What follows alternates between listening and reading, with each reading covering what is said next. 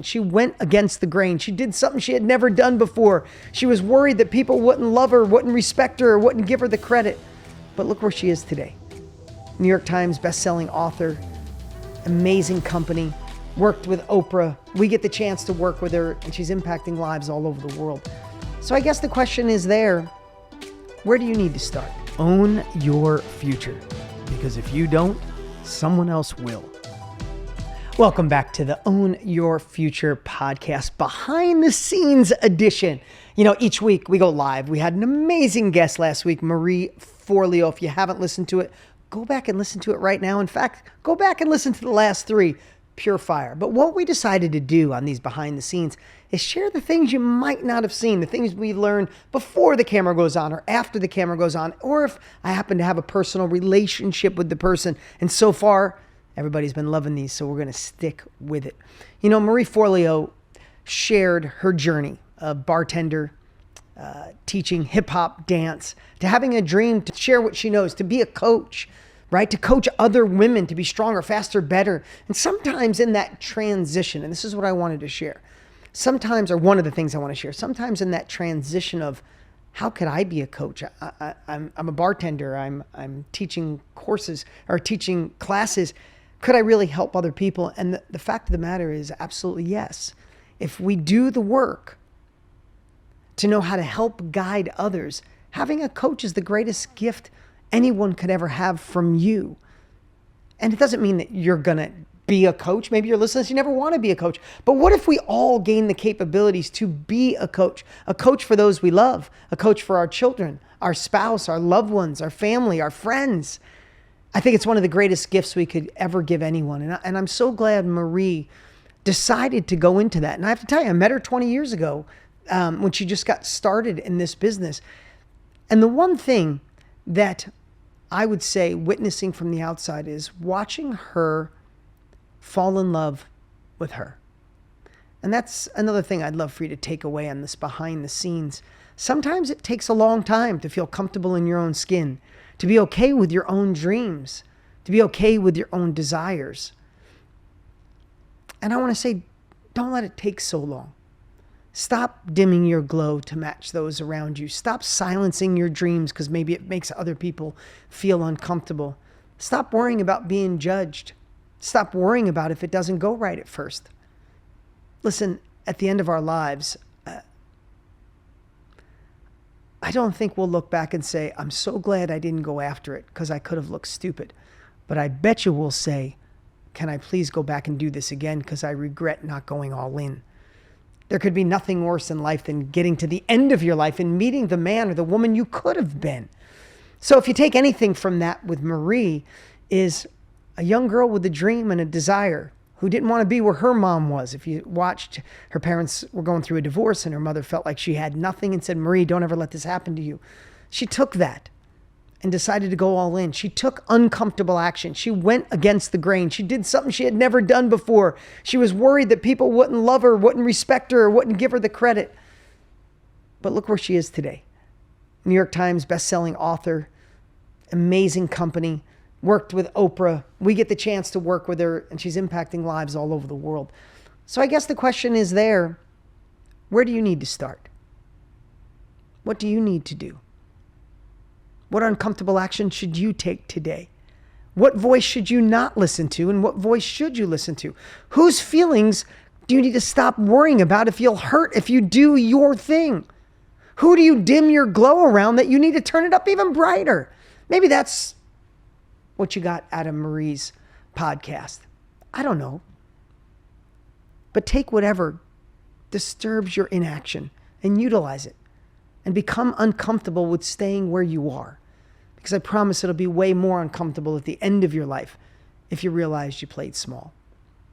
Now, in this quick 7 to 10 minutes, I want to flip over into another share about an amazing woman in my life that I think will help you, and for men as well, but women especially. I want to talk about my wife, Lisa. I thought about her a lot during the Marie podcast, except I didn't want to go in a completely different direction. It was about Marie, not about my wife. But I kept thinking about her. in the fact that when I met my wife before we were married, when we just started dating, she had her own business. She still does, but she had her own business. She was voted the top hairstylist in Arizona.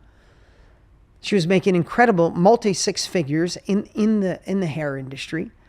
A complete badass, for lack of a better word.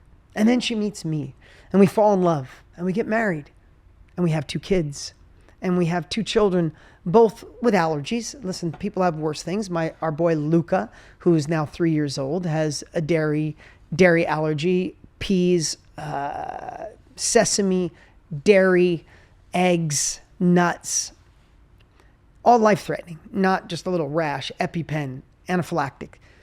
So my wife cooks every single meal for him.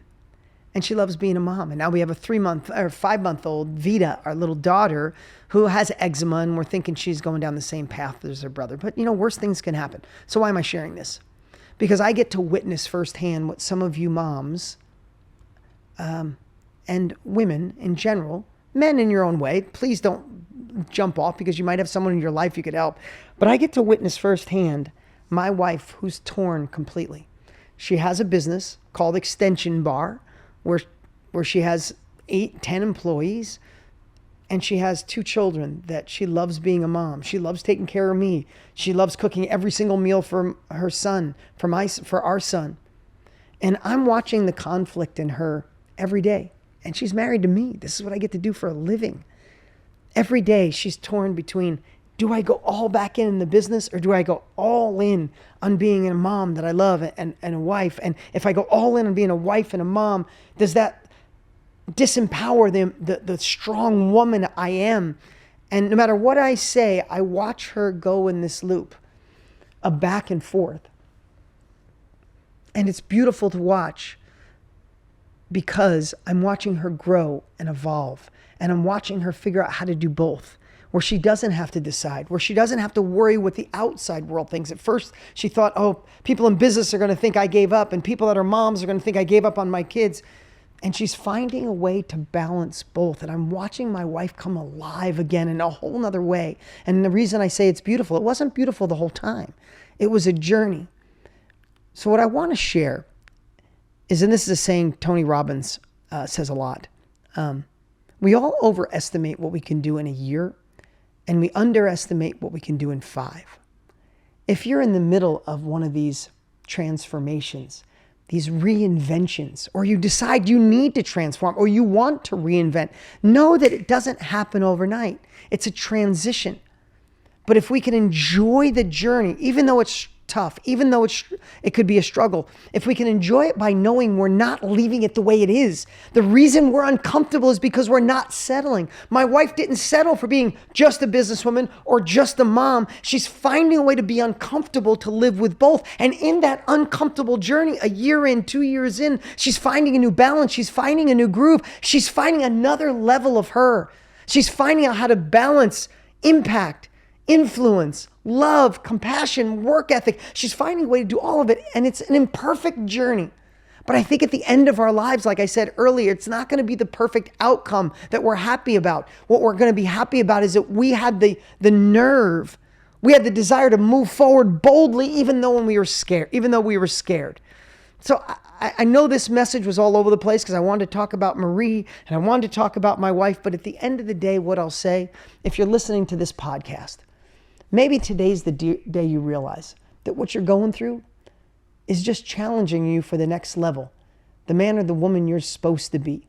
And the only way you don't grow, you don't stretch, is if you go back, if you retreat, if you stare in the rearview mirror.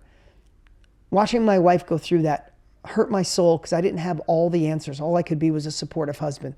But watching her have the ability to start tying it all together and watching her grow, she's come out on another level and she feels better about herself. She feels better about the business. She feels better about being a mom. And I already loved her as much as you could possibly love a human, but I respect her even more. I didn't know that was possible.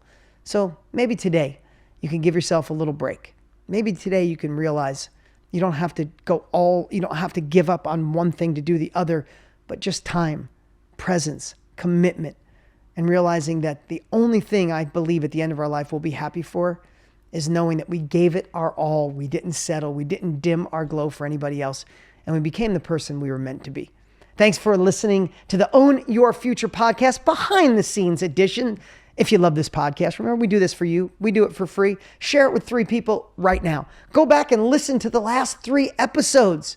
And if you want to be on our newsletter, go to deansnewsletter.com. We'll make sure you get updates on really cool stuff. See you next time.